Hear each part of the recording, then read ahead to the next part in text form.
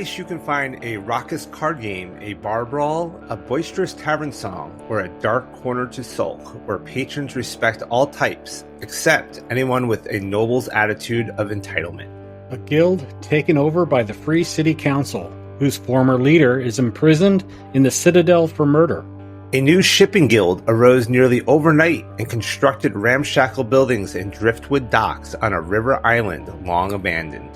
A moving market that is never in the same place each week and is protected with magical camouflage to remain hidden from the prying eyes of the City Watch.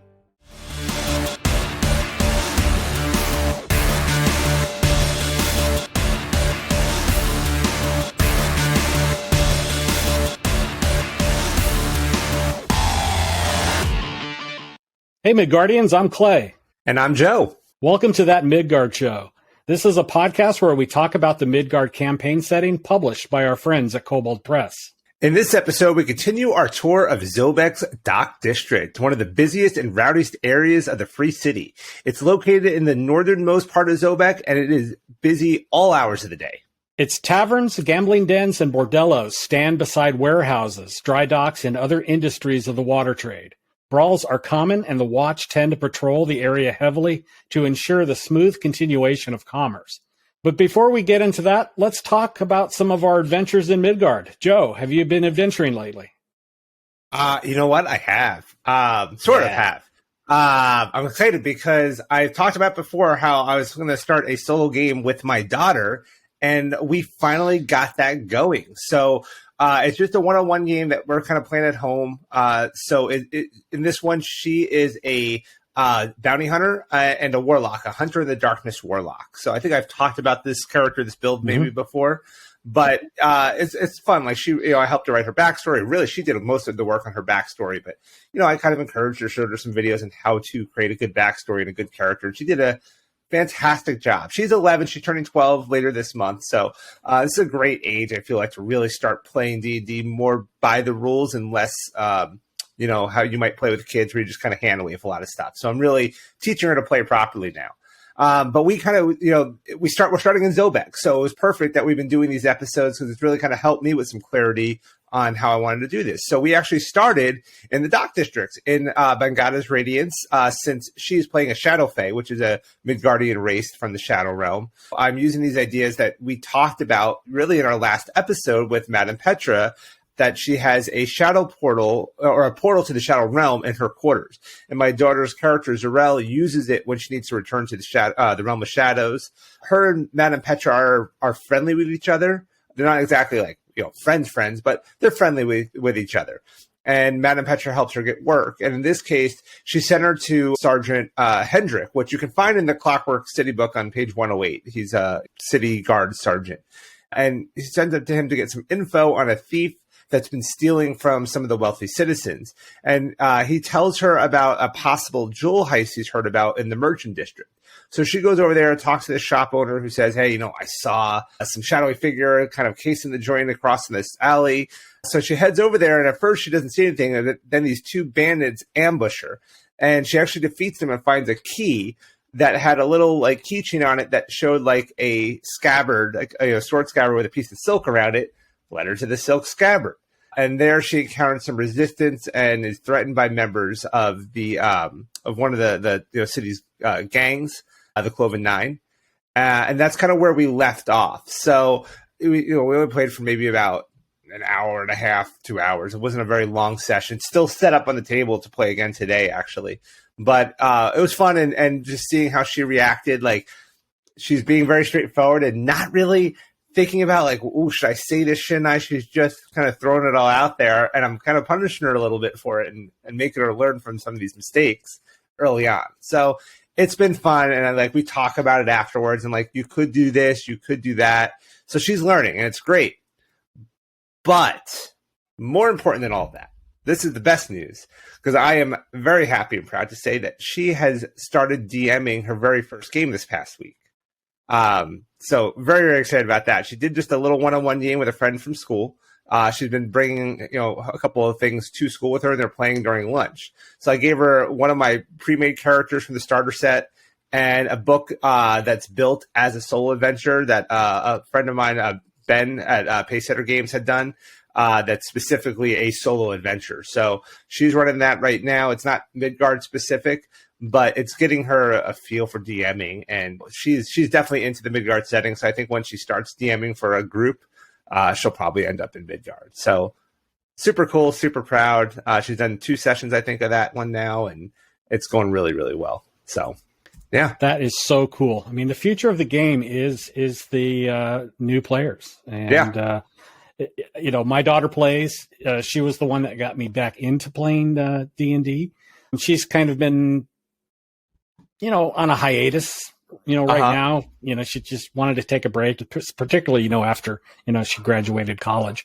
And, but, you know, she's looking to get back into the game. She just saw the D&D movie, gave it a resounding 5 stars. So, you know, with your recommendation, her recommendation, and somebody else, and a bunch of other people who say they love the movie, I'm going to have to break down and go see it, you know. So a couple of my friends that like were like, oh, we'll go see it together. They already went and saw it. And so, because I played last night with like one of my other groups, that was a fun little session, but the DM had gone and seen it, and he's like, I didn't call you. I should have called you. I'm like, yeah, you should have. And then one of my friends from my main group that I run for, that my Midgard game is in, one of them went and saw it. So we're still going to get a big group together to go see it, though. So that'll be good. Yeah.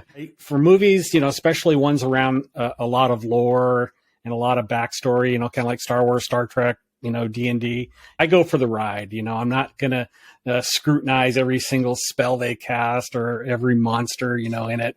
You know, I'm just going to enjoy the adventure as if I'm if I'm watching it on a YouTube channel or something. But that was the thing, right? Like, I recognized the spells they were casting, like, oh, that's magic missile, that's meteor storm, that, you know, like, you know, it was all recognizable, which was kind of fun for a D&D player when you're there. You know, we're not going to talk spoilers, but you can call stuff out. You'll be like, oh, I know what spell that is. Oh, I know what they're doing there. Like, it kind of fit, and it was cool. Jillian, my daughter, kind of described going to the movie as like going to a Rocky Horror Picture Show. You know, there's a lot of audience participation, and there are some people that even came in cosplay as some of their characters. You know, so that was kind of fun to hear about. You know, as well. Unfortunately, I didn't get that experience at the pre-screening we went to, because we went last week, and I mean, it was a pretty tame crowd. Unfortunately, I mean, everybody was laughing and stuff, but I would have been fun if there was a bunch of people yelling at the screen. So what about you, man? Any games going on? What's up with Curse of Strahd and all that? Hey, Curse of Strahd is really starting to heat up. Our heroes have decided that they need to get out of Old Bone Grinder and grab the rescued kids and just leave and head to Vallaki to return the kids to the orphanage. So they gathered them all up. You know, they ran up the stairs, and lo and behold, as soon as they get there, Gertruda, the Annis hag, was blocking their way out. So true to form, you know, my heroes like to concentrate their attacks on single NPCs, and so they just started to attack her en masse. And Gertruda, knowing that she's going to get killed if she doesn't hightail it out of there, she dropped Fog Cloud and filled up the whole bottom floor of the mill and just kind of disappeared. When the fog cloud dissipated, you know, they headed outside, and they were met immediately by Bella or Morgantha, who resumed the attacks on our heroes, because they have something important to them. They have their ingredients, you know, all those kids. And so, you know, Morgantha started raining magic missile on them, and Bella, the green hag, you know, started in with them as well. So just to kind of remind everybody of the antagonists we've been talking about, I've been talking about Bone Grinder for a while. So Bella is our super serious proud baker. She's a green hag. She's like one of those contestants on the British Bake Off. She really loves and takes pride in her work. Morgantha, on the other hand, you know, she's marketing and ingredients procurement, and she's a night hag. And Gertruda, due to her size and strength as an Annis hag, she operates the millstone since the sails and wind shaft no longer work. So she's the one grinding the bones into powder. But, you know, back to the fight, you know, to protect the children, Irina and Ashlyn moves them back inside the windmill, and positions themselves near the entrance to protect them. Irina and Ashlyn, they're my DM PCs, and they're kind of tag-alongs with the party. The two hags lay onto the PCs, so the PCs start in on Bella. and they kind of knocked her out of the fight pretty quick. But then Gertruda reappears right behind them, flanking them, and she begins her attacks on them as well. But something unexpected and super cool happens. A richly decorated black coach, gilded in gold, pulled by 4 black horses with fiery manes, essentially nightmares. Right. And it was driven by a humanoid wearing a plague mask. That whole entourage just pulls up in front of the windmill. And once the teamster pulls the horses to a stop, a flock of bats just erupt, from the coach, and then kind of coalesce near the group into this tall man with black hair and wearing the clothes of a high-ranking noble. Immediately, Morgantha and Gertruda fall to the ground and kowtows towards that man. And you hear Morgantha, "Oh, my Lord Strahd, we're honored by your visit to our humble home." And, Strahd kind of just stares at him for a little bit, and he just says, "I know what you're up to in this windmill, Morgantha, and I will not stand for that." Now, here's the interesting part of this visit. Hearing Strahd's name from Morgantha gets Geisel's attention, who's one of my PCs. And It was just a day ago that the wilderness fane of the megaliths, the megaliths down below the windmill, gave her a vision of what Barovia was in the past. She learned about Morgantha's origin story and how a fierce general arrived to conquer the land and become its ruler. But the thing was that the wilderness fane also revealed the face of Strahd, who has the likeness of a member of her party. But Geisel's wondering if she's misled because the person standing before her is a man, not a woman. The Thane basically said, one of the female members of your party is Strahd. That was kind of in the back of her mind, as she was role-playing the scene. So, Strahd, being all hoity-toity and arrogant, powerful guy, he walks around and looks at each of the PCs right in the eye, kind of sizing them up. And he stops with Geisel for a while and has a conversation with her and, asks her a lot of questions about where she's from and why she's here and things like that. He finishes and he walks away and stands right above Morgantha. And he just says, "You will stop what you're doing below Old Bone Grinder immediately to keep your current franchise." And he tells her, "If I have to visit again, I will put an end to it. I will put an end to you, and I will put an end to your coven." And from there, he turns around and leaves. The hags scurry off, and the PCs grab the kids, and they get the hell out of Old Bone Grinder and start heading to Valaki. It is crazy how an appearance from Strahd just makes everything tingle. Was this his first appearance in the game? The very first one, yeah. Oh, yeah. Like him showing up, it's just always like, oh, like everybody just freaks out because they're like, "We cannot fight him yet. We cannot fight him yet. What are we going to do?" I didn't know what to expect from the party. I was prepared for a fight. I was prepared for a lot of role playing. I think for the most part, players, were a little confounded and not sure what to do. And they didn't want to kind of tempt fate, because they knew that Strahd is powerful and because they had the kids with them, they were out of sight. They didn't want to put the kids in danger. So that's that's my suspicion of why the players played the scene like they did. That's so cool, man. I love hearing about Strahd encounters because very rarely do I hear about the Strahd combat. Like those are cool, but just the Strahd encounters, because he does show up and taunt the players throughout the adventure. And they're just the best stories. Like they always make for the best D&D stories. Like, remember that time Strahd came and started talking to us and like you did that thing? Like they're always great stories. He's got to be one of the absolute just best characters in D&D lore like ever written, more so than Asarak or what's his name, Vecna. Yeah, like he's just the best villain.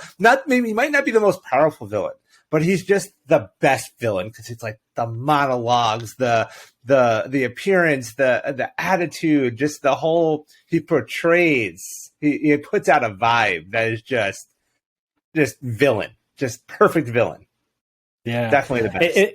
It certainly knocked Geisel, because for the last several sessions, Geisel was openly accusing a member of her party as being a vampire.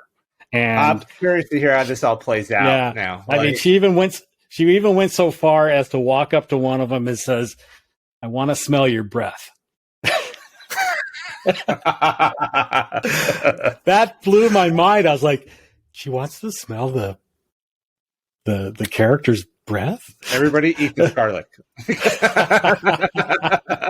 Yeah, so it's been a good time. Next couple episodes, I'm going to jump to our Southlands campaign. That's winding up its story arc finally, and it's been a lot of fun as well. Nice, yeah. Hopefully next time we get together, I'll get to talk about my Midgard campaign because we're about ready to pull the trigger, and I think we might try to play next Saturday. So we'll see what happens. That's awesome. So to our audience, if you're not in a game, head over to Midgard Adventures. There's a invite to Midgard Adventures in the description section, and there's always a game going. We've got a lot of one-shots that happen. We've got a lot of games where the GM will write a multi-part adventure. Our campaigns are usually invitation only, but there's always a game going on, and I do encourage you to come. If you're familiar with Roll20, there's a game available for that. We also have GMs that run on Foundry and Shard as well. Yeah. And, if you're interested in doing like what Clay's doing here with Curse of Strahd, or some of the other official 5th edition adventures, we do have channels that tell you, like, kind of there to help you convert that to a Midgard setting if that's something you want to do. So lots of good stuff on the server. Yeah, exactly. So, Joe, how about we get it back into the Dock District? Let's do it, man. I'm excited. I like the Dock District. Yeah. So, as we told you last episode, the Dock District is one of the busiest areas and most important parts of the Free City. The docks are on the north part of the city, even though when you look at the map, it shows south on the left and north on the right. It's due north. Those docks line the River Argent, and they are the center of the city's trade. It is as important to them as the traffic on the Great Northern Road as well. So, the money that is made and brought to the city of Zobeck is very important part of their economy. There's a bunch of locations in the Dock District. Of course, there's docks. There's warehouses to store goods. There's taverns for people to blow off steam, inns to stay in, fighting pits to gamble on or actually participate in it. And of course, there's Vice. There's plenty of bordellos there for everyone in your party. As I said, the city's wealth depends on the smooth functioning of this district. So any attempt to disrupt the flow of goods and coin is considered a very serious crime in Zobeck. Commerce is taken so seriously that if anyone attacks a bard captain, even kills a bard captain, those folks are usually or sometimes charged with treason. And if the crime is bad enough, beheaded. And so that's how serious they take the commerce that happens from the district. So the district has wharves, alleys, thoroughfares. They see traffic from merchants, bargemen, stevedores at all hours. So there's always something going on in the Dock District. And to thrive in this area means that you also have to be pretty tough to be a stevedore, a sailor, or a warehouse worker. And there's always disagreements, and those disagreements are usually handled at the end of the fist, typical of that area. So brawls are common, and the Watch tend to patrol the area heavily during the day to discourage brawling and to ensure the smooth continuation of commerce. At night, your average person doesn't want to be there. The Dock District takes on a very different character after dark, in particularly in the area called the Gullet, which is near the Collegium District. It's kind of on the northeast side. And that's where many of the gangs have their headquarters and dens. And so at night, the Watch rarely ventures down these streets, and everyone guarding the warehouses and counting houses in the area keeps the doors locked, the shutters closed up, the windows tightly sealed. They have a system there. So, if you keep up your payments to a gangs will not break into that building, and they will protect your establishment from other gangs as well. So the buildings there, they're tough, they're worn, they're built quickly, and they're used frequently. And the houses, there are people that actually live in the dock district, and it's kind of funny how the Clockwork City book kind of talks about how the houses are typically wattle and drab construction, although the warehouses are brick and better guarded. So I had to look up wattle and drab, and it's a composite building method used for making walls and buildings. They use woven lattice that they hook up in between timbers. And you've seen this. It kind of looks like that Tudor style. And then they just fill it in with material, sticky material made out of wet soil, clay, sand, animal dung, and straw. And it's a good, cheap, economical method of building walls. And it's also a good insulator. So, other than the warehouses and the houses / apartments, the majority of the businesses in this district are service-oriented and support the people who work and live in the dock district. And so last episode, we talked a lot about taverns and inns. So in this episode, we're going to mix it up and start with some of the guilds and markets that operate in the dock district. So, let's get it on. Joe, where would you like to start? I kind of like Ragman Ally. So Ragman Ally is there's not a lot written on this, okay? But if you look, I think it's on page 61 in the Clockwork City book. It's basically this narrow alley between clusters of these ramshackle tenements in the poorest block in the district. So Ragman Ally got its name from the junkmen, the thieves, and just the most destitute of Zobeckers that kind of linger there. I kind of think of this as the Skid Row of Zobeck. Like, this is not the greatest place to be walking around. I feel like you'll end up with a knife in your back, or at least getting mugged or something like that. But it's avoided by everyone except just the most downtrodden and desperate. Those that accidentally stumble upon it pay for their folly, in coin and blood, as they say in the book. So it's like I said, not a place you really want to be unless you have to be. The city guard refuses to go in there except in large numbers, and they'll never go after dark. So the whole vibe they give is do not enter. Common people there, we're going to find rat folk are probably the most common people that are going to live there. There's like these crumbling buildings that line the alley, so they'll kind of be in there. There might be some raven folk, and then, there will be some humans and dwarves or even elf marked there that are maybe just downtrodden and have had some bad luck, luck and bad go at it lately. Other creatures live here as well, kind of skulking in those abandoned apartments, hiding amongst the citizens huddled in doorways beneath makeshift tents, preying on Zobeck's least fortunate. They choose their victims very carefully to avoid detection, and they'll quickly go into hiding if anybody kind of arises suspicion on them. So they try to not get caught. In the game, this could be an ideal place to lure the party into a trap. Also, if the party are seeking out rat folk for some kind of quest, this would be a good place to look.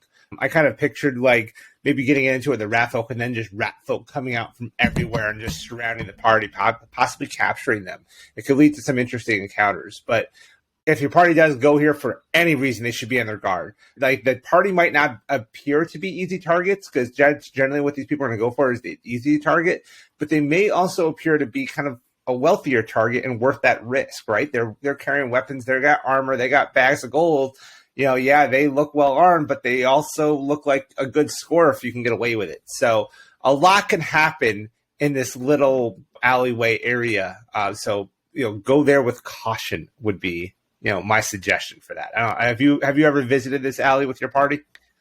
Yeah, I've used it as a place to have a portal or an entrance to the Undercity. I've also used it as where Winter's Kiss, the Shadowfey embassy, is located. The Shadowfey industry appears in different places in Zobeck. So even on the map, the Zobeck map, you see one particular location. But, I decided to put it in Ragman's Alley, just to throw the PCs off. I mean, how would you expect an embassy of the Shadowfey to be located in such a downtrodden area? So, for sure. So not a lot is written about it. But it's really your opportunity as a GM to do something more with it. There's the black market, not the black market, but there's that moving market. We mentioned it in our little intro. That appears in a lot of places. I know it can appear at Madame Petra's place. This would be another good spot that it could show up for a day or two, because it just kind of they travel around, so they're never in one spot twice. So it's another good spot to maybe throw that market, that moving market.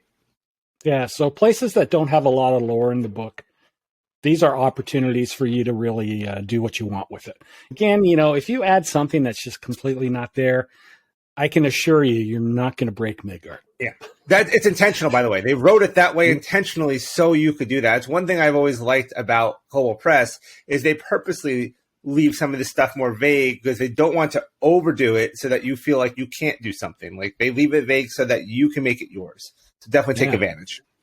So just like you suggested, Joe, Ragman Ally can be an excellent location for the smuggler's market. Though not a market in the traditional sense, goods and services are nonetheless exchanged for coins at the smuggler's market with startling frequency.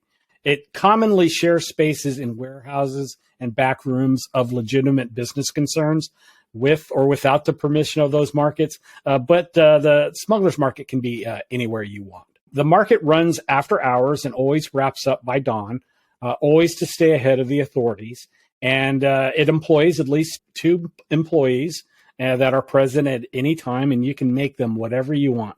But the market is operated by a Ravenfolk woman named Morana Duskglow. She has a striking pattern of white splashed across her deep black feathers, which makes her really noticeable. And she provides space for any and all organizations that are willing to pay her money. But she has no loyalty to any one group. If you got coin and if she has space, she'll allow you to sell your wares and your services as well.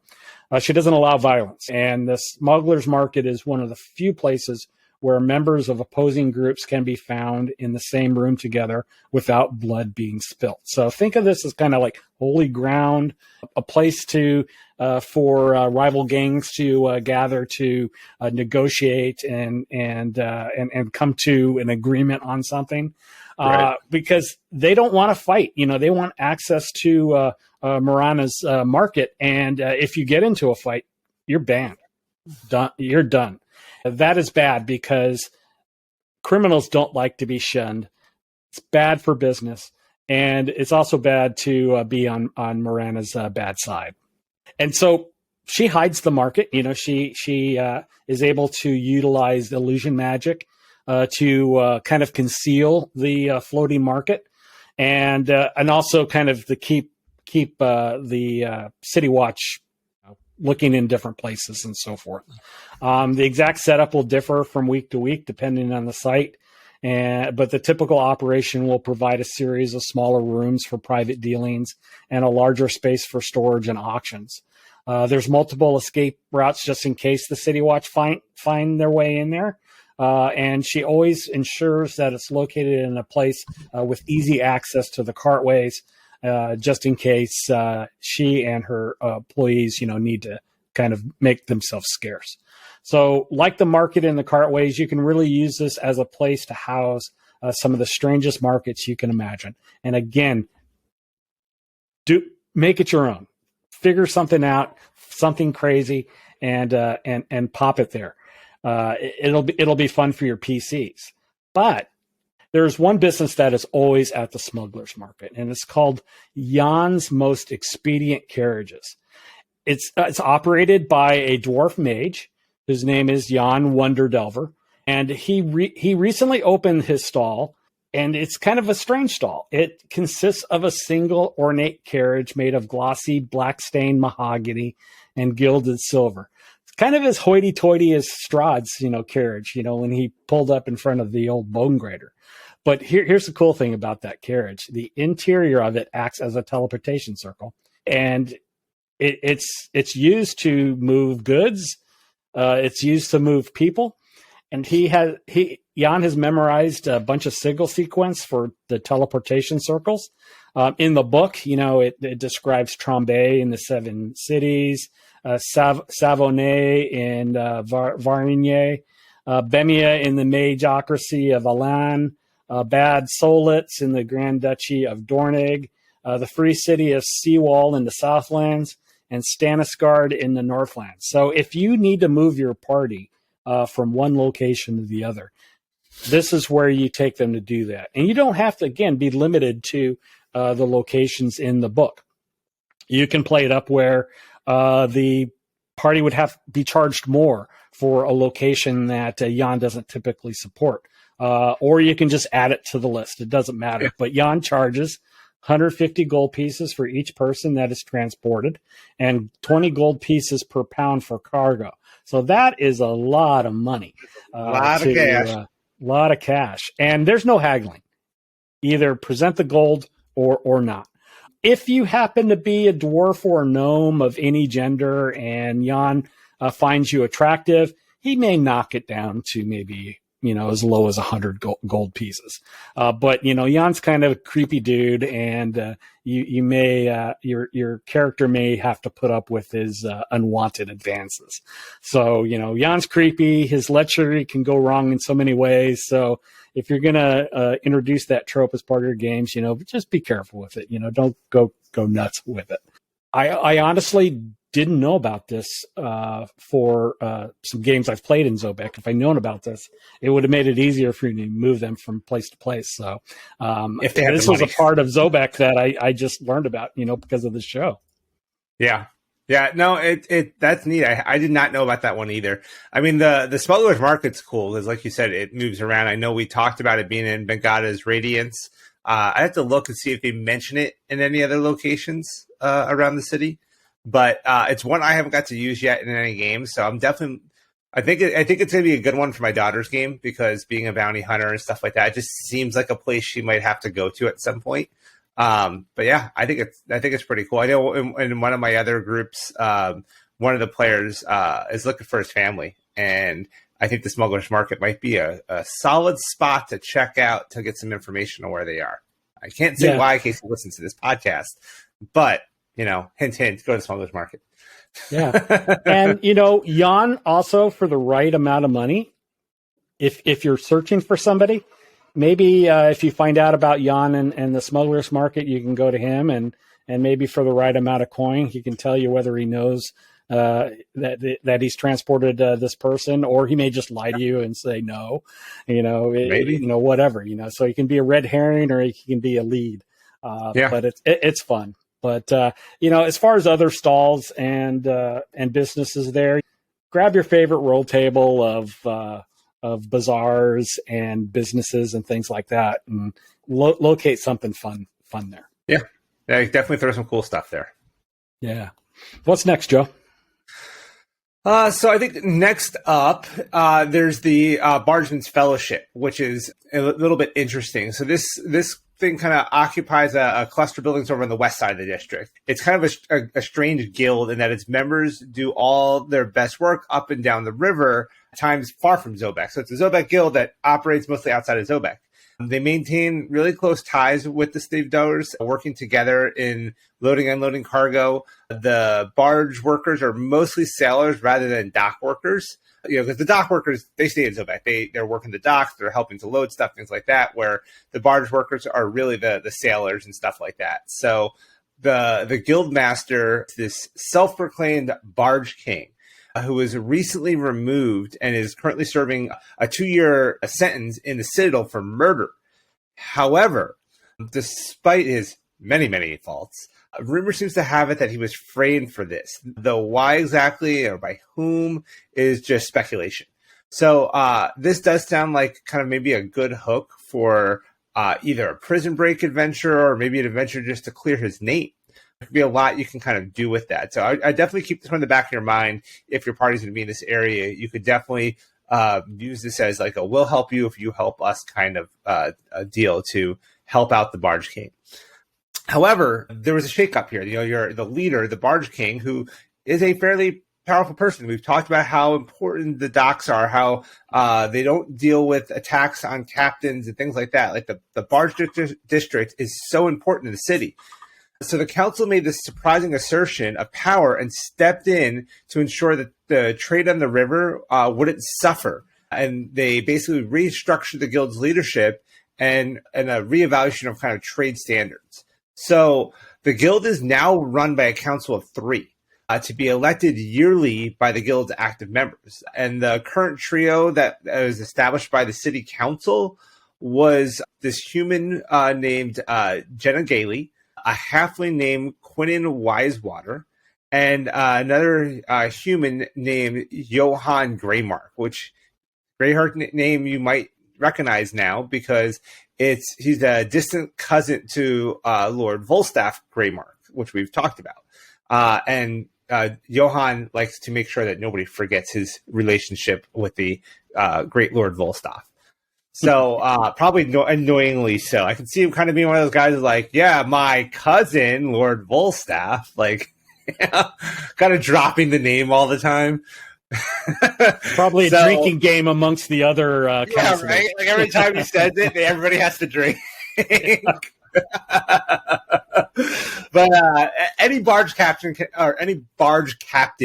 attend the meetings and is invited to join the guild and is actually expected to do so. It's not like, if you want to join, it's like, no, you're going to join.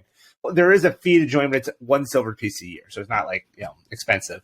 And every barge captain who is a paying member gets a say in decisions and stuff like that concerning their trade. So it is quite democratic in that sense. Meetings are held bi-monthly. More often, it's a matter like if matters require urgent attention, they'll have more meetings. So barge captains will be that are not there. They can like appoint a proxy to attend for them.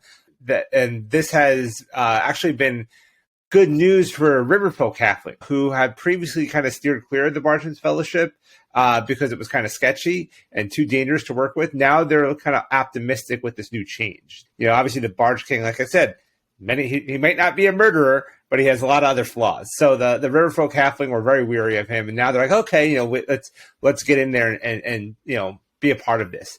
So another thing that kind of recently happened was the Kobold captains have started appearing at meetings. We talked about how the Kobolds kind of built up a whole section on the water like almost overnight. Well, they're joining now too. And at first it was just a few, but their numbers are kind of getting more and more as their shipping enterprise kind of expands, and their presence is kind of making some waves, and no one knows what to do about it because they're like, they technically can be here, but they don't want them there. Like we said, kobolds are accepted in Zobeck, but they're accepted as second-class citizens. They're not treated the best, but they're tolerated. So having them there, people are not liking that. So some of the members are like suggesting they change the meeting time from the evening to noon to avoid the problem entirely because, I'm pretty sure kobolds have sunlight sensitivity. So maybe they won't come during the day. There's a lot going on there. I mean, it sounds pretty straightforward. It's like this little democratic group making decisions about the trading industry. But that's kind of when you think about how big this trade industry on the river is in Zobeck, how important it is, that's actually a pretty powerful group that can play in with, when we talked about the city council, the mayor, and things like that. This is a group that probably has a lot of sway in the city, and decisions they make are powerful. This is a group that might hire your adventurers to help with some issue they're having that's affecting trade on the river, hire them to go down the river with a group, things like that. This is not your average guild. This is a very powerful group, in my opinion, because the river trade is central to Zobeck.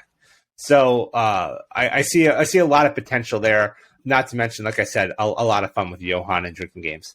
So yeah, check it out. I mean, I haven't. Like I said, my group has not made its way there yet, but this, I think, when they do leave the city, I think this group might definitely make an appearance. And then I see the Riverfolk Halflings kind of possibly either wanting the help of the party with something with this group, or the group wanting their help to maybe get rid of the Riverfolk Halflings. I kind of see some tension there as well. So there's a lot that can happen. Yeah, I mean that's the thing. That's kind of something that's great about Midgard is there's always these underlying political tensions that you can really use to flavor your games. Zobeck prides themselves as this democratic, idealistic society, quickly under the hood, you see a lot of conflict between the different communities, the different races. The kobolds have always been looked at as second-class citizens, but maybe it's because of their resourcefulness and their craftiness and their will to survive, or their will to do things that others won't do. And so that's kind of the fun part of this is, as a GM, you don't have to use combat as that tension.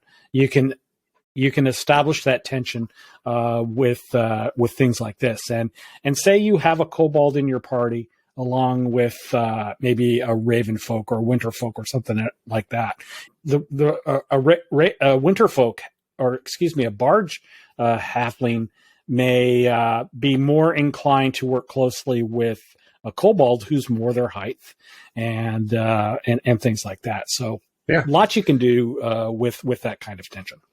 Yeah, political intrigue, I think, is a big part of Zobeck. That you can have so much fun with. And the other thing too is, like, I drop little stuff like this to my party. Like, I'll mention an attitude somebody has towards someone else or something going on, just as a side note, because maybe it'll come up later, or they might ignore it, but that plot line is still building out, and stuff's still going on about that. So something might build up because they ignored it. Something builds up and kind of boils over at some point later on, or they just encounter something. They're like, yeah, that's like the third time I heard something like that, and it starts to kind of get their brain turning. So it gives them different stuff to grab onto as well if they want, especially if you're running more of a sandbox style game. There's so much to happen in Zobeck that you can sandbox with. So what's next on our list? Well, we talked about the kobolds, starting to gain membership in the in the guilds. They're starting to show up a lot more in the dock district because of a narrow strip of land that kind of divides the river. It was gutted years ago by fire, and all of the warehouses, a lot of the docks were largely destroyed. And since then, nobody's done anything with it. And so the kobolds, stare at this thing and see opportunity.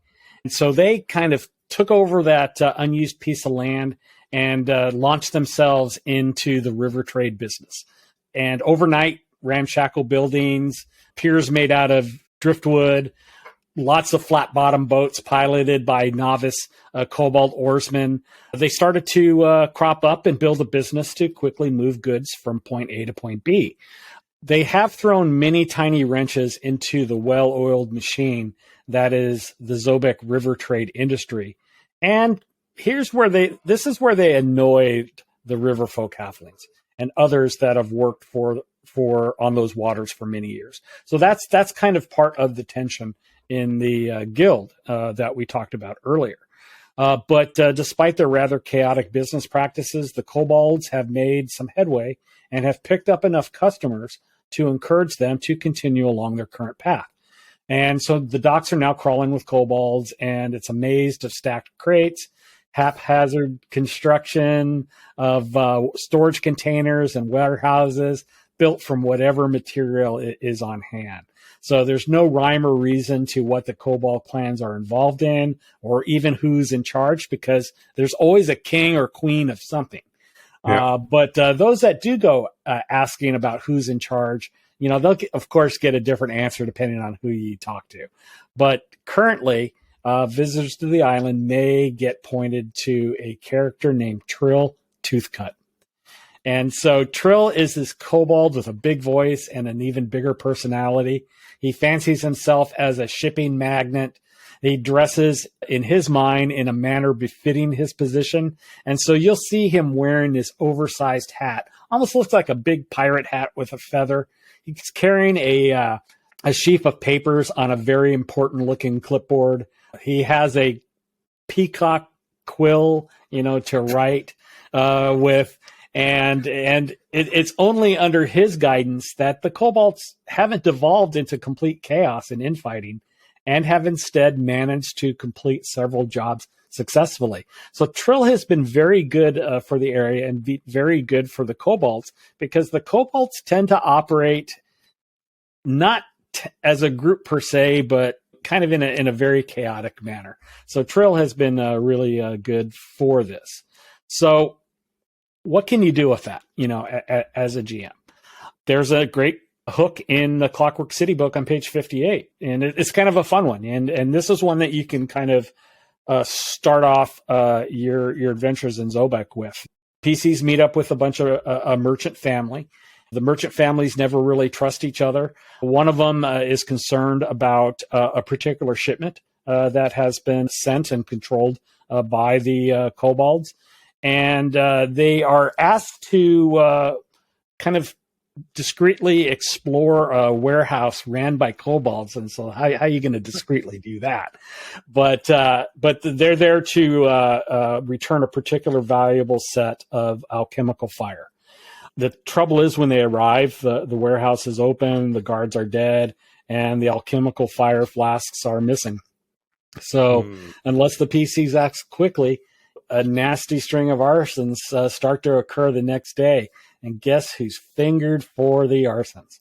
PCs, because they are seen there at the warehouse, and it is assumed that they killed the warehouse workers, aka the kobolds, and they were witnessed as robbing the warehouse. So the hook doesn't necessarily say it has to be played on the kobold island, but I think that's kind of a fun hook for that as well, because the kobolds are really they're taking any job that they can to really kind of build up the commerce for themselves in the dock district.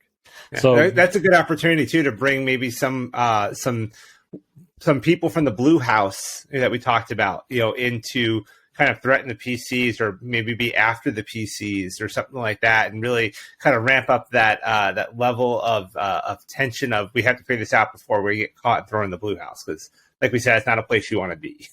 Yeah. Also, a great way to get your PCs put in jail, having to prove their innocence and so forth. So, lot of great opportunity for protagonists and antagonists and to tell a story. Yeah, and if you're one of those people who likes to make your terrain for your table, like 3D print or craft terrain, if you can pull off this little island, like with the mazes of crates and ramshackle buildings and docks and all, like that would be a really fun build. If anybody does that, please share a picture with us on Discord, because I would love to see that build. It would be so cool. And then a little piece of Kobold Press trivia for you. If you go to the Midgard map online, you will see that island empty. However, if you have the Clockwork City book, you'll see that island, populated with buildings on it. And we say because there was a fire. I believe that fire happened during the Pathfinder days of Zobeck. That island was left empty, and now they've started building it again as time has advanced. The reason behind that story is because when they had the map made, the cartographer just forgot to draw the stuff on the island, and they had to come up with a reason for it. And that was the reason. So now they've fixed it in the newest version of the map. It's not on the online map yet, though. So if you do go to midgardmap.koboldpress.com, you will not see that island as populated. But if you have the physical book, or if, the PDF of the book, and you look at the map, you will see that island has buildings on it now. But so there's lore behind it that they created to answer why is that island empty on the map question. So cool. Yeah. Yeah. So next up, let's go back to a tavern. We talked about, alleys and markets and guilds. So I think it's time to head back to the taverns. And there's a tavern here in the docks that is very unique. It is called the Moon and Owl Tavern. And what makes it so unique is that it is a kobold tavern, which is a thing very, very rarely found outside the kobold ghetto. And this stands near the Puffing Bridge, close to where the mine gangs enter the city when they return from the pits. A little side note here, again, is when you look at the map and you look at the location pinned on the map is a little different than what's described in the book as being close to Puffing Bridge, which is a little further, away. So you can move it if you want, do with it what you want. But in case you're wondering, there is a little bit of discrepancy on the map compared to what the book says. And then you'll find that here in this kobold tavern, that humans and dwarves are not welcome here. The language spoken in the tavern is draconic, and their menu caters to kobold tastes. So It is a tavern that is going to be open from sundown to sun up, as the kobolds aren't out during the day. They're generally down underground in the mines during the day, and then they come out at night, and that's where you'll find the kobolds on the streets of the city. So the kobolds themselves kind of sit at their tables, benches by like tribe or by work gang of kind of affiliations, things like that. And this place apparently has this enormous grizzled dire weasel that kind of serves as the Moon and Owl's mascot. They say that she can detect an elf or a gnome by smell and has dragged more than one of those visitors screaming into her burrow. So keep that in mind if you go, especially if you are an elf or a gnome, which the kobolds do not like. You might be attacked by a dire weasel. But I kind of get this feeling that any non-kobold who enters is going to get some looks, right? Like imagine your party walking in and there's everything going quiet. The music stops, everybody stops talking, and they just stare at you. You hear the tink of like a knife on a table, and that's about it. That I feel like that's what's going to happen if you walk into this place and you're not a kobold. However, if you go with maybe a well-known kobold, somebody who that the party has helped, somebody like Black Eye, who I've mentioned before, I use in my game, may be acceptable, and because Black Eye has some pull among the kobolds. And it could be a good place for like information on the kobold side of things at the dock if you're doing some kind of investigation.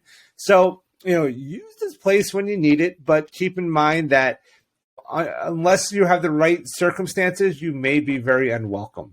So it may be prudent to get the help of a friendly kobold who's friendly to your cause or something like that to help you out in this kind of location. So I have not been to this location myself yet. Haven't really had a need for it, but I just like the flavor of it. Like I like the idea it's just all kobold tavern. Like walking in, you would just feel like I'm in the wrong place. So could be a cool one. I don't know. I don't know if you've been there or not, but I kind of envision it as the Katina in Star Wars. And as soon as like non-kobolds walk in, the band just suddenly stops. Yeah. They're like, we don't serve their kind in here. You're human. They have to wait outside. Yeah. You may be politely asked to leave, or the dire weasel will drag you into her burrow for a feast. So, hey, why don't we wrap up this episode with one more tavern, the Broken Seal Tavern. Yes, and this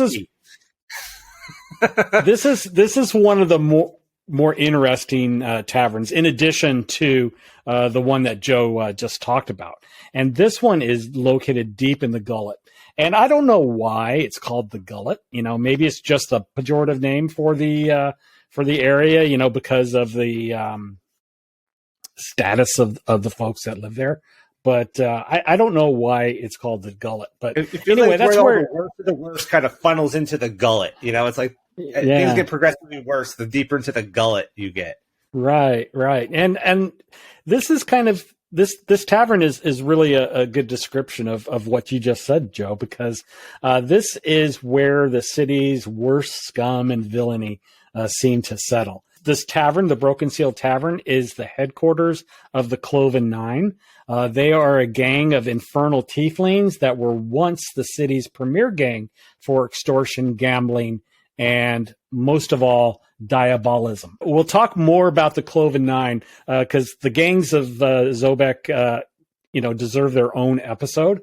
Some changes have happened with the Cloven Nine, and this is kind of your mafia social club. The captains and the gang's lieutenants, all the foot soldiers, this is where they gather to drink cheap wines and tell whopping lies about their debaucheries and the plundering of barge shipments.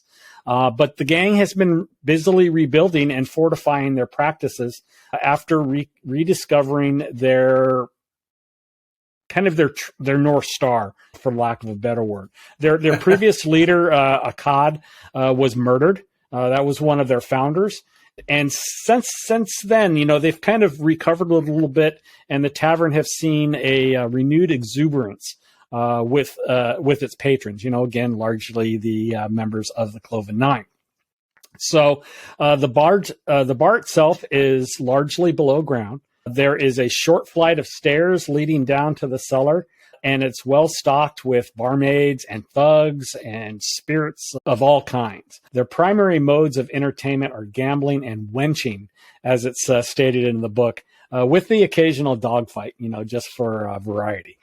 The Broken Seal, though, is one of the more arcane sites in the city. It's near the Collegium, and it has a reputation for black magic and diabolism, which makes it unpopular with the masters of the Collegium. So, there can be some tension there. There could be some adventure opportunities where the Collegium wants you to infiltrate the Cloven Nine if you happen to have a tiefling in your party. Lot of opportunity there too. A diabolism, is kind of like a worship of devils, of the hells, and this is also a way that you can incorporate the lore of the 11 hells into your game through your PC's association with certain members of the Cloven Nine. But so far, nothing resembling an arcane crime can be conclusively linked to this place, but the Cloven Nine is rich with lore. I'm really looking forward to spending a episode talking about this particular organization. I think you'll agree that the Cloven Nine has some rich lore to it. Yeah, it's a great guild. I mean, a great gang. I'm actually using it both in my main game right now with my big group and my daughter's game. So, the Silken Skyward's another hangout of the Cloven Nine. So that's who she encountered at the end of our last session. She doesn't know that yet, but as members of the Cloven Nine. So it is a fascinating guild or gang, and I agree. We need to give them possibly a whole episode because there's a lot of information on them, and they're super cool. So I'm looking forward to diving into that one. Yeah, in fact, the cults and other kind of nefarious societies is really what kind of brings Midgard to life. There's a publication by Kobold Press that talks about all of the gangs and secret societies. I encourage you to purchase that. If you need an antagonist, cults are a great bad guy. Yeah, actually, I just got that book. That's the Cult and Secret Societies book, and that's actually the only way to get that now is print on demand over on Drive-Thru. So if you don't have that book, check it out. It is so good. Like I just got it finally and started reading through it. I'm like, oh, this is gonna be fun. So there's a lot you can do in Zobeck with it, and it's funny when you're reading the Clockwork book. They have some of the flavored text. A lot of it has to do with devils and cults and stuff like that are operating in those back alleyways. So take advantage of all of that. It's really, really cool stuff. So, but with all that said, I think that kind of wraps us up on the Docks District. And I think it's time to go into our creature showcase. Yeah. Hey, I got a good one for you today. So let me get this set up. I'm jealous of this one. I'm mad you took this one. I wanted this one. Go for it. Yeah. Well, your party's in Zobeck's cartways on their way to Lilyfor, attempting a shortcut that takes them near some rumored wizard's lab. The tunnel you're in is large and mined from living rock, but it's dry, smooth, and round, and at least 20 feet in diameter. Even the air is dry. Are we lost in a brand new sewer section? Why are the walls so clean? You're in awe of the size of this tunnel, and one of your companions decides to break the silence with a joke. We must be below the wealthy district of Zobeck. This tunnel is clearly designed to move a lot of their Ponzi shit. I'm sure their shit smells like flowers. In the most sarcastic tone you can imagine. But after several minutes of walking, there's a noticeable change in the air as you near a bend in the tunnel. The air is smelling damp, and it smells like the ocean beach. What? Your nostrils pick up this resinous aroma of pine trees mixed in with the scent of salty and minerally sand dunes, and the smell that comes from marine matter and seaweed washing to shore by ocean waves. As you round the bend, the smell is more prominent, and you see something spectacular. Right in front of you, in the light of your torch, you see a giant shark swimming in this huge fishbowl, circling a myriad of shells, a small castle, and multiple treasure chests overflowing with gold. What? But then you have this wandering tendril that comes out of the fishbowl, and it just starts to meander down towards you. And when the end of the tendril stops close to your face, it mimics your likeness by grafting the form of your face onto its end. And within it, you see a reflection of your face and the refraction of the torchlight. It's mesmerizing. It's almost hypnotic. But when you reach out to touch it, your attention changes when the blob of water starts to roll towards you, and the tendril changes to a fist, hitting you pretty hard in the face. Roll initiative. Now, this creature is the Giant Shark Bowl Oooze. Probably one of koboldpress's most fun and unique monsters ever. When I first saw that, I was like, what the? Choose your own expletive. You can find it in the Creature Codex, and this critter can be used to fit thematically within just about any urban campaign or underground storyline, or just be an unexpected surprise that is dangerous enough to challenge your players. And perhaps some type of mad mage built a dungeon built around the idea that this weird shark ooze is lurking inside it, and the party can win a great reward if they are able to defeat it. Or maybe the Collegium in Zobeck has a new aquarium built by a wizard who recently joined the faculty to house her pet shark.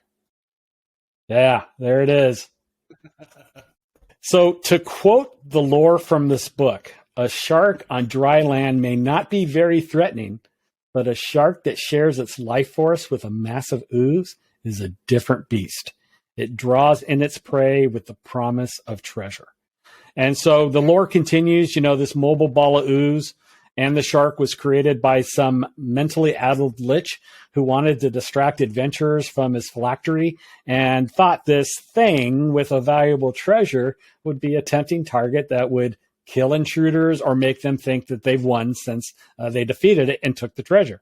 So how do you fight this kind of critter? Well, a smart caster would choose something bound to kill a watery creature quick. Lightning. Au contraire, mon ami. The Giant Shark Bowl Oooze has immunity to lightning damage. Now that will be a tremendous surprise. I cast Lightning Bolt. Thank you. Your turn is over. But you think something made of liquid is going to be vulnerable to lightning, but nah.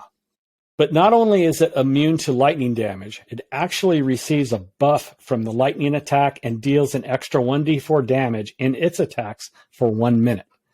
So that's kind of fun to hit back your PCs with. But I wonder if this creature, yeah, it doesn't.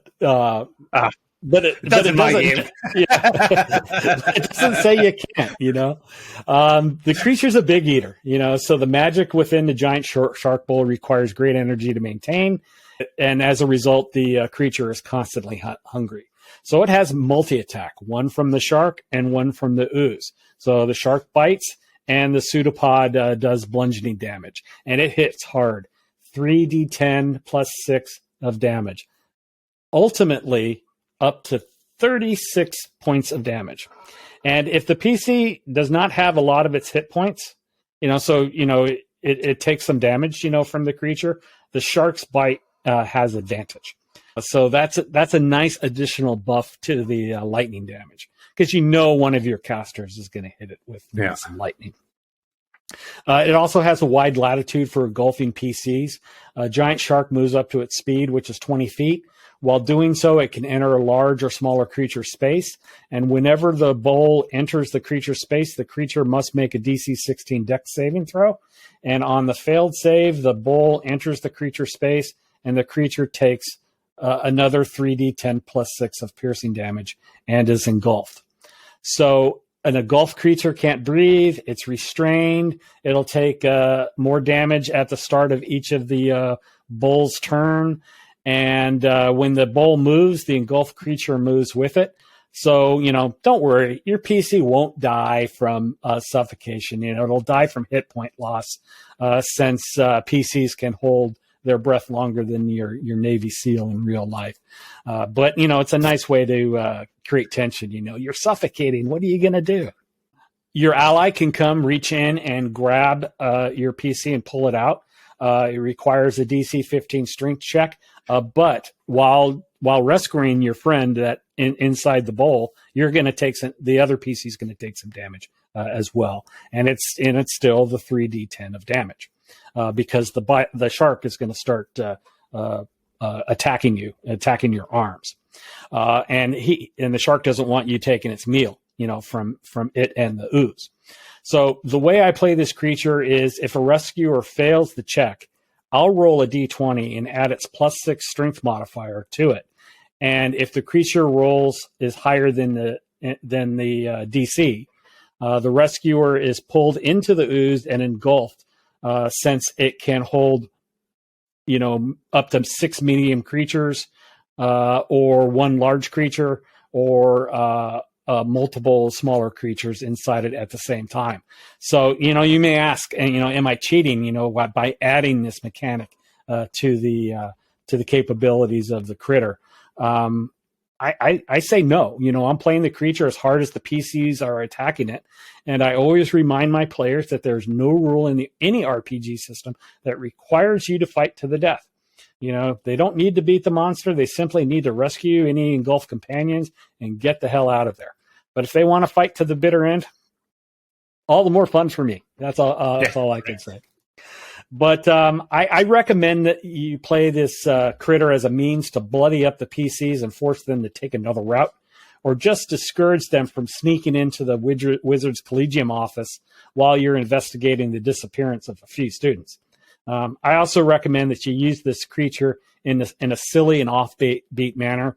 It's such a kooky creature to play. So, have fun with it. Use it as a surprise, use it as a red herring, or use it as a boss in any adventure. The shark and the ooze that make up the Giant Shark Bowl Oooze, there are both symbiotic attachments, and they would be doomed without one another. They can't survive without one another. So it's a good opponent for a resourceful group of PCs. Yeah. And I think you said this is like a CR8 creature, right? Yeah. And so like a group of level 5s or so would be good for this. I've always wondered how to use this one because, like, I remember flipping the creature codex and seeing it. It makes you stop. You're like, what is this? And it's one of the coolest pieces of art, and just definitely one of the most unique creatures that you said that I think Kobold Press has ever put out. And I want to use it in a game so bad. So you kind of gave me some inspiration on how I might use this in my game at some point. That would be a cool sewer encounter. Like just this giant blob, this giant fishbowl in the sewer. So it's big. Like you look at the art and it's like, I would say maybe 5 or 6 times the height of a normal human. I mean, it's big. So yeah, that's just such a cool one. It's definitely one of the coolest creatures in any book. Hands down. Gotta run it. Stat wise, it's a huge creature, so that's 4 squares. I mean, just imagine the surprise of your players, walking up and seeing a shark, swimming around what looks like a modern day aquarium. So I don't know if that's one of the creatures that came about, from one of the backer submissions, but it had to be one of the coolest, it is the coolest, most iconic Kobold Press monster I love it, that there is. Joe, I love it. What do you have for us? So I'm going to continue the theme of river monsters from last week. So I got another one for you here. This one's a bit more terrifying though. So a trip down the river is no pleasure cruise, especially when the river is in a place like the Margrave Forest or Margot. In Midgard, ley lines kind of follow the land like rivers and often run along them. And more often than not, the barrier between the world and the realm of shadows is really thin here. This is the perfect breeding ground for more sinister creatures. So today, the river runs rapid and deep, and the barge rocks and sways, and you hold on for dear life. But then a shout comes, "Men overboard!" You try to act quickly before your companion is swept away. You toss the rope and begin to pull him in. Then, skeleton hands begin to reach out of the water and encase him, pulling him down. And as he struggles to hold on, you see multiple skeleton-like forms in the water. And then another form rising from the water with the face of death and armor made of the river itself, a green staff of flowing water in his hand. This is a Shadow River Lord, and he is commanding some shadow skeletons. Now, I'm not going to get into the shadow skeletons themselves, but you can find them as well on page 342 of the Creature Codex. But the Shadow River Lord is what I want to focus on here, and he's on page 327 in Creature Codex. So the Shadow River Lord, they make their homes where dangerous rivers wear away the barrier between the mortal world and the dark Feylands. And often this is a place where rivers run super fast and deep. And if someone dies in the river, the River Shadow Lords, or the Shadow River Lords, will take their soul to the Fey realm to be used as a currency or a means to gain further power. So you do not want to die here. Yeah. I would imagine too, right? If you die here and they take your soul, you might not be able to be resurrected because your soul's not there. It hasn't gone to its normal place. It's been stolen. So I mean, that could lead to a whole nother quest to save your companion's soul. But these creatures, they're CR9. They are resistance not only to cold but to fire, to necrotic, and to non-magical physical attacks. So they're a tough cookie to fight, and they're immune to poison. They can't be charmed. They can't be grappled, paralyzed, petrified, poisoned, restrained, knocked prone, or have exhaustion. So they are not easy to hurt, and they're not easy to control. They're able to turn water and move, or they can turn into water. They can turn into water and move through even small spaces. So, they could slip aboard a ship easily if they wanted to through a small, hole or whatever. As far as attacks themselves go, they have basically three things. They have a green fire staff, which is their melee attack, and it does bludgeoning and fire damage. And then they have their Shadow Bolt, which is their ranged attack, which does necrotic and cold damage. So they can kind of do both there. They have multi-attack, which lets them do one of those attacks twice. They can't do one of each. They can do one or the other 2 times. So use that well. But their main thing, their cool ability, in my opinion, is their final one, which is a Shadow Geyser, which is an ability that works on a recharge of a 6. And this is a 30-foot cone of shadowy water that comes from its staff. So it points its staff, and this cone of water comes out. And any creature hit by it makes a dexterity save, or they take 66 necrotic damage and 66 cold damage. So, kind of as I mentioned in my intro, they often have these shadow skeleton servants that they're commanding. So make sure you have a look at that creature. They're CR2s, and have a few of those in the fight as well to kind of round out a tense fight on the river. Because if anybody goes overboard, they're getting pulled down. You have these skeletons crawling onto the ship. You have this river lord who literally kind of would almost come out of the water on like a jet of water. Like you won't see feet. He'll have just water lifting him up, kind of like King Titan in The Little Mermaid, how he kind of comes out of the water with the water like lifting him up. That would almost be what this guy does, is the water propels him up, and he's almost made of water and bone, and his armor is like water made solid. And they are terrifying. And when you're on a boat on the river and you're fighting these creatures that are trying to pull you in and take you down, much like the Lorelei, it could be a tense and scary fight. So I kind of picked these because we've been talking about the docks, we've been talking about the river, we've been talking about travel on the river. And if, the Margrave Forest, we haven't really got into yet, but it's this big magical forest right near Zobeck. And there's a good chance your players are going to be going into there at some point. And the rivers that run through there seem like they would be the perfect breeding ground for a creature like this. Or if you head further north to, the Ghoul Emporium lands and things like that, there is a lot of potential, I think, for creatures like this in those areas on the rivers. So this could be a fun one. Yeah, it sounds like it. I think of this like this Heart of Darkness or Apocalypse Now, type creature. I like to bring horror in my games, any chance I can. And any way to kind of scare the PCs and, kind of freak the players out a little. I like to take it. Yeah. I like them to be panicking. I like when my players start panicking and they're like, oh God. Yeah. And being on a barge or a boat, there's nowhere else for them to go. Yeah. I mean, I've had encounters, I love those intense encounters. In one of my campaigns when, it was right at the end, I almost killed the players literally in the last session. And they just start going, wait.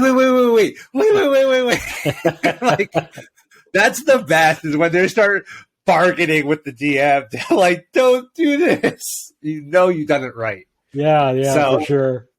Yeah. So these could be a fun one. Like I said, I like these encounters that use more than one type of creature, like a commander and then like the smaller, troops, so to speak, and you kind of combine that encounter because they have the big guy to deal with, but they also have all the little ones you can't ignore because they'll overwhelm them. So those type of encounters I have a lot of fun with. So this was a really cool one. Those are great combinations because it kind of goes back to the older editions of D&D where you had minions, and it's a mechanic that's still used in Pathfinder.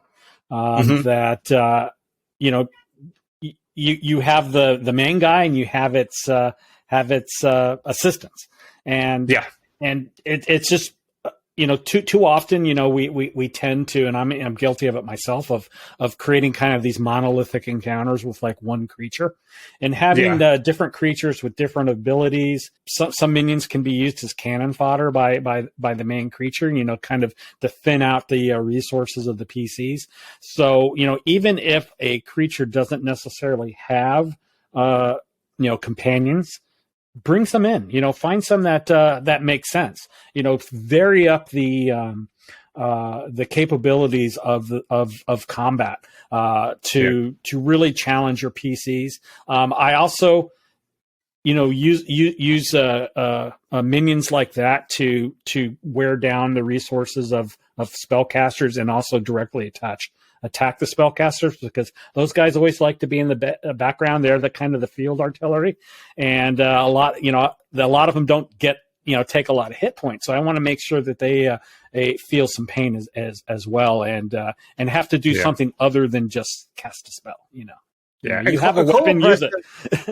Yeah, for sure. And koboldpress does a good job in their monster books of directing you towards the creature. Like in this case, it specifically calls out those other creatures. So there is a lot of, you'll find that a lot in the koboldpress books. It says, this creature often works with this creature and references the book and the page. So they're really good about that. And you can find some great, design some great encounters around that using the koboldpress books in general. So yeah. That was my choice for the week. Yeah. Great choice. Yeah. Well, that's our show. I hope you enjoyed it. Joe, how can people reach you? So, you can always find me on YouTube at GM Toolbox, and on TikTok and Facebook and Instagram and all those great places. Just look for GM Toolbox. My Twitter is GM_Toolbox, so keep that in mind. And of course, you can always find me on the Midgard Adventures Discord server at GM Toolbox. How about you? You can reach me on the Midgard Adventures Discord server and Twitter at Clayton Thompson. That's Thompson without a P. If you want to explore more about Midgard, the Discord server is a great place. It's a server of independent fan-based, and it's a cooperative group, and we are affiliated with Kobold Press. And so there you can find a lot of Midgard lore. We share tips and tricks, answer questions, and as we talked about earlier, we offer organized play games both online and IRL in certain locations. Community is open to everyone, particularly those new to Midgard and role-playing games in general. And we have a dedicated channel for That Midgard Show on the server where you can post a comment and talk about the show's content. You can also do it down in the comments below on YouTube. Come hang out, visit Mead Hall. Visit the other channels, the adventure channels, the bestiary channels. We even have channels on how to convert, that talk about converting Wizards content to the Midgard setting. So there's an invitation available below in the show notes. And the podcast also has a Twitter, and it's at That Midgard Show. So yeah, make sure you check that all out. And if you like our show, make sure you hit the like button. Make sure you subscribe to our channel. We're on all the major podcast platforms as well. So please subscribe on your favorite one. Leave us a positive comment or a 5-star review. And even better, just spread the word about That Midgard Show. We've been getting great feedback from everybody. We really appreciate it. We're looking forward to doing more of this for you and hearing more of your feedback. So please, leave those comments, participate, and we'll try to respond to everybody. So yeah, and that's it for today, guys. So remember, as Wolfgang Barr says, strip it for parts and make it your own. Thanks for joining us. Take care, everyone. Thanks, everybody.